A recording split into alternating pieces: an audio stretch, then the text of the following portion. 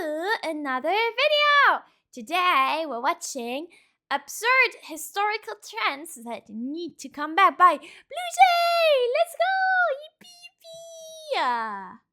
In a tier list of the most powerful and seductive shapers of culture, the temptress that is fashion easily ranks amongst the top tier. We've all been bitten by this bug. It's the first day of 4th grade and you're strutting your way down the hallway, all eyes drawn to your new SpongeBob Heelys, but your undeveloped brain— Whoa, guys. I kinda want Heelys. forgets that wheels on shoes equals no stick to floor, and one wrong step sends you plummeting, showering the hallway in colored pencils, Yu-Gi-Oh cards, and shame. We've all been there. Okay, maybe I don't want Heelys. Right? But while people often reminisce about the dapper fashion of the good old days, they usually aren't referring to the more ridiculous or outright baffling trends that have existed. So get comfy and buckle up your Supreme seatbelts, because on today's field trip, we're touring the world of absurd trends, styles, and fashion throughout history. And there were a lot of these, so if you want a part 2, make sure to let me know in the comments. Okay. Current weird trend / style. Let me think, actually. I'm not sure. I guess for me, I don't like those very like tight. I don't like tight clothing. Like you know the tight crop tops? I don't like those. But it's mostly like I don't like to wear them, you know what I mean? I don't like to wear them because they're uncomfortable as fuck. But they look cute. But yeah. 6'7"?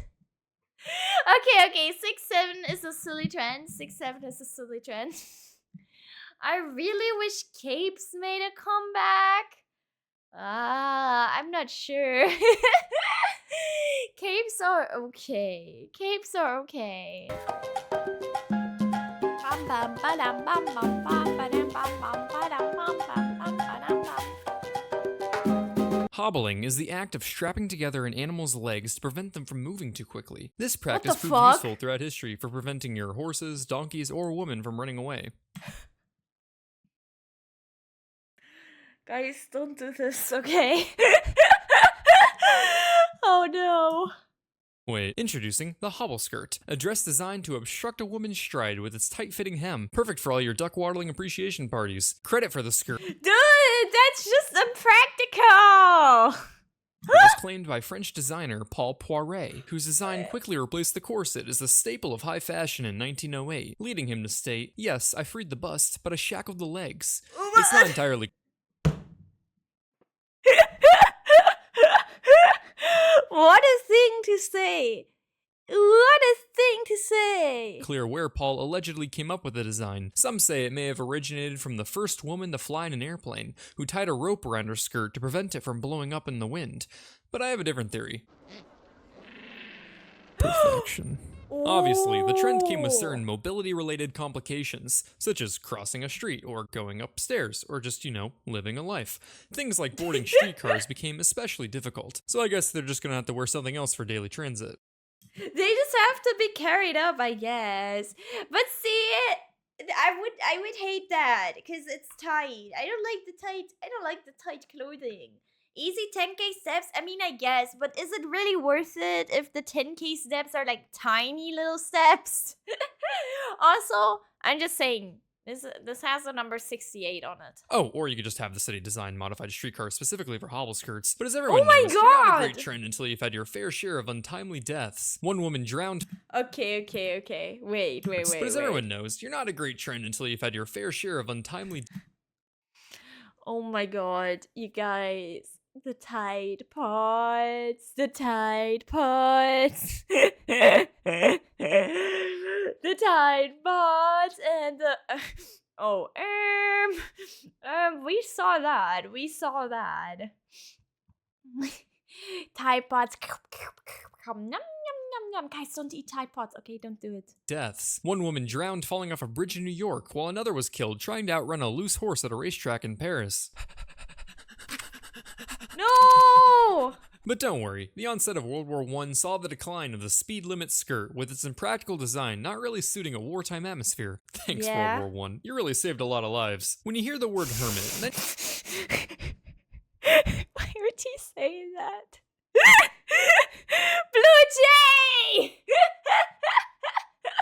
often think of the adorable little crustaceans occasionally found as pets. Others, a sweaty neckbeard grinding for RuneScape XP in his mom's basement. However, a true hermit has more in common with the latter, opting for a life of isolation where instead of grinding for XP, they grind for spiritual enlightenment. These secluded eccentrics often lived lives of peace and meditation, contemplating the meaning of life.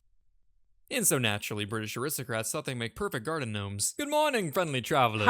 And what a wonderful morning it is. Perfect for embodying the spirit of the youthful rabbit, frolicking in God's greatest gift. Oh, look, George, we simply must have one in the garden. Oh, thank you, but Damn it, Martha, you're right. It fit in perfect next to the tulips. Forget the elaborate hedges and neatly trimmed lawns. What? In 18th century Britain, your estate wasn't worth mentioning unless you had yourself an ornamental hermit. Basically, Oh. lawns. In 18th century Britain, your estate wasn't worth mentioning unless you had yourself an ornamental hermit. Wait, I'm so confused. I remember that? What? It's just a guy? Basically, you'd build a simple brick or stone building called a hermitage and pay some guy to live in it, decorating it with tree root shells and bones in what was pretty much the 18th century equivalent of your lovable crackhead dumpster dweller. In exchange for lodging, food, and a stipend, they were expected to spend their days in isolation, where they wouldn't bathe, cut their hair, or engage in any kind of recreation or social mingling. Dude, they got money to do that! They got money to do that! Wait, okay, kind of a good job. Yeah, right? W job. What the heck? Served as entertainment for guests walking through the estate, where they could approach the hermit and pick up a little nugget of wisdom. Invest in Dogecoin, you should. $1 soon it shall be. I don't understand. He's reached a level of enlightenment we could never hope to achieve, Catherine. Kanye, 2024. Wow, such wisdom. But finding a real hermit wasn't as easy as it is today, where all it takes is pulling up Pokemon's Twitch chat. So some estates had to post advertisements for the position. Turns out, asking a man to dedicate their life to social exile solely for the entertainment of the British elite is rather difficult, leading a few estates to actually use mechanical dummies instead. So if you were updating your resume hoping for a job as an aristocrat's quirky little poverty exhibit, think again, because not even that job is safe from being replaced by automation. This trend fell out of style by the 19th century, but if you're hoping to visit a hermit, you're still in luck. There's a hermitage in the mountains of Austria that's been continuously inhabited for the past 350 years. Dude, that looks so pretty! I want to get paid to live there. What the fuck? Huh?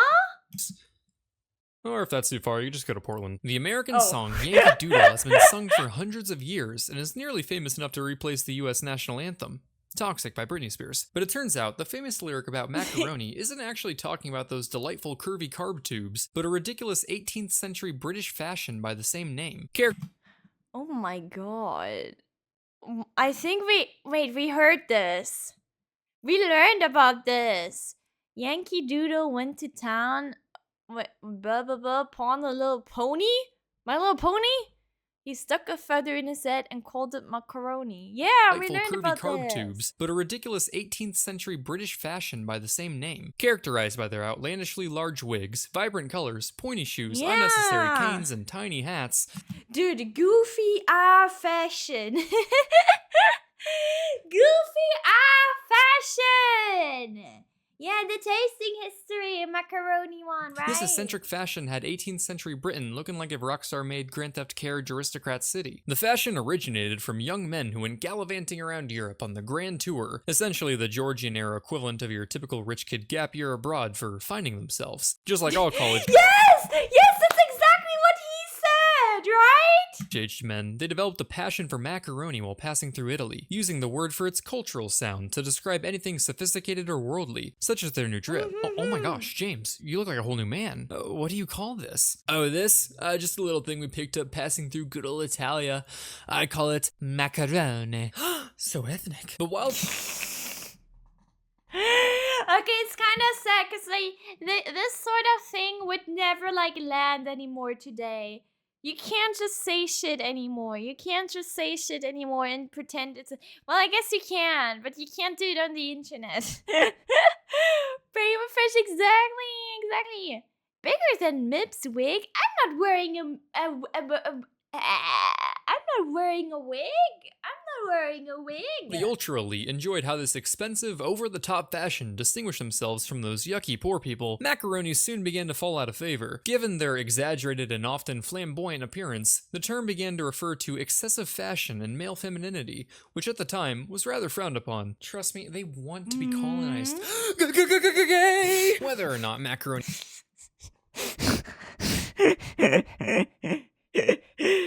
You can't because people are too lazy even to do a 5-second Google search. Okay, you're right. Guys, I gotta eat a baguette later. Sorry, that's French for long bread. I know. I'm really sophisticated, huh? and was ridiculed because it suggested homosexuality is unclear. But regardless, mocking the trend became another popular British pastime, right up there with playing cricket and selling opium. After a lot of heat from magazines and cartoonists, the fashion fell out of style after only a decade. But don't worry, the rich will find other quirky ways to express themselves. When you think of— Dude, a decade for a fashion trend is so long.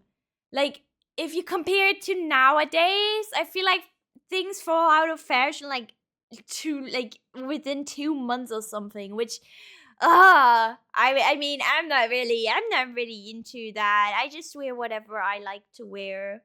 But I don't know about you guys.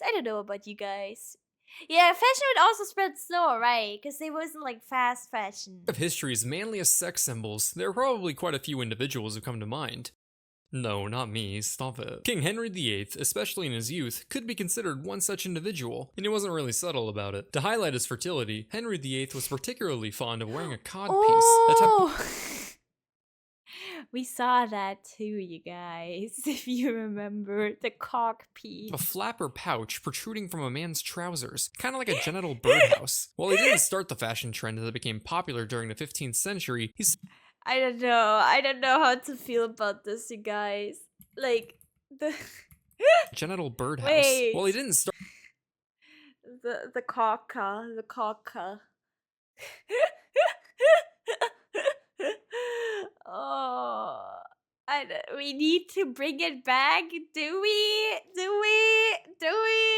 Oh, it's cod piece. Oh. Oopsie. Start the fashion trend that became popular during the 15th century, he certainly embraced it with open arms. Or I guess legs. So much so that you'd be hard-pressed to find a portrait of him without it. His armor is on display at the Tower of London. Bro! Can't make this up! A whopping 2.5-pound codpiece, which was sure to make him look quite submissive and breedable on the battlefield. Apparently, others thought so too, seeing as how women used to stick pins in its leather lining in hopes of increasing their chances of getting pregnant. Because you know, nothing quite screams healthy family like the dude who beheaded 2 of his 6 wives. What? I mean, yeah, by the way, yeah, he did that, but... What? Codpiece was so iconic that there used to be a wooden statue of him also at the Tower of London, equipped with a secret mechanism. To activate it, one only needed to step on the right spot on the floor. Hey, where's the codpiece? That's kind of his shtick. Check this out.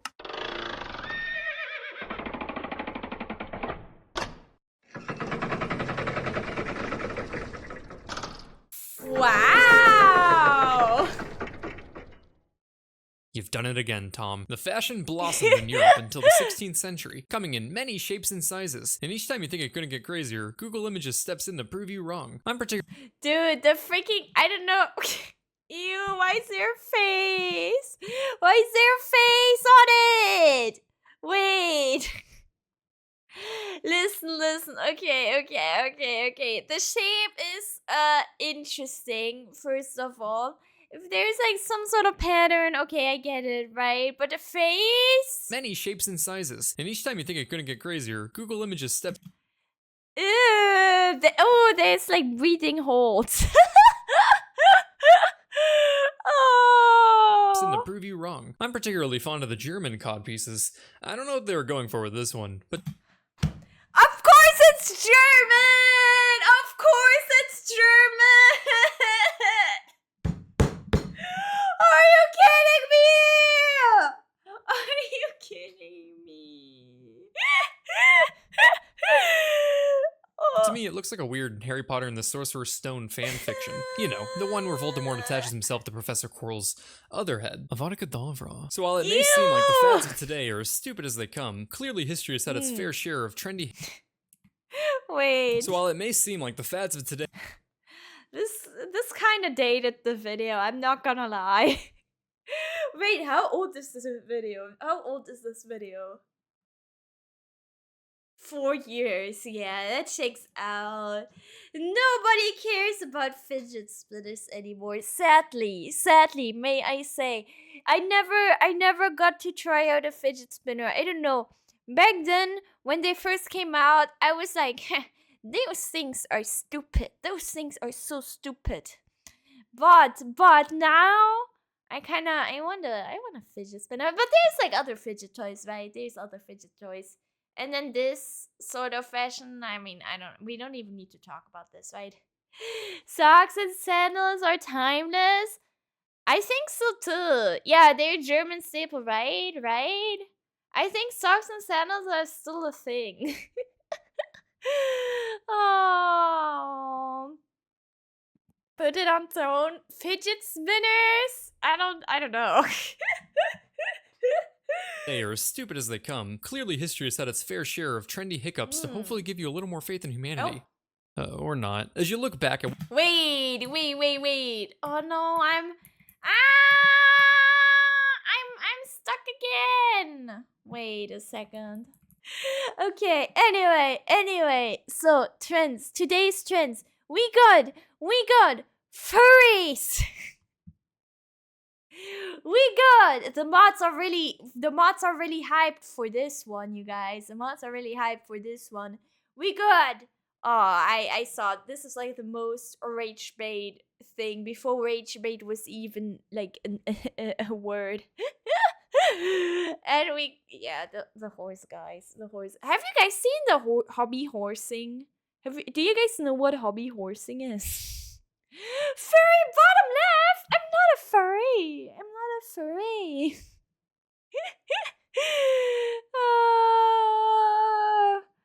Mip, I don't like furries. Yeah, sure, buddy. Your mod badge says something else. Or not. As you look back at what was in vogue in centuries past, it makes you wonder and perhaps excited to see what may become stylish in our lifetimes. Not me, though. Fashion has already failed me on that fateful day many moons ago. 4th grade was a long time ago, BlueJay. You need to let go. I can still hear them. The laughs. Oh, that's so God, real. They just get louder. And remember what we say to them when we hear the voices? BlueJay? Beauty is pain. Louder. Beauty is pain. Real. So from hobbits in your garden to towers on your noggin, I think it's safe to say weird historical fashion gets 6 out of 11 out of 10 stars. I mean, you know, there were weird trends back then, and there are weird trends right now. So I feel like that's fair. Like, I mean, the macaroni thing was pretty silly, but is it really that much sillier compared to... I don't really know what you can compare it to. But yeah. Anyway, guys, if you enjoyed the video, like and subscribe. Come over to Twitch to watch me live. Make sure to subscribe to BlueJay for more videos like this, and check out the original video. And yeah, I'll see you guys in the next one. Bye, YouTube. Bye. VTubers are a weird modern trend. True.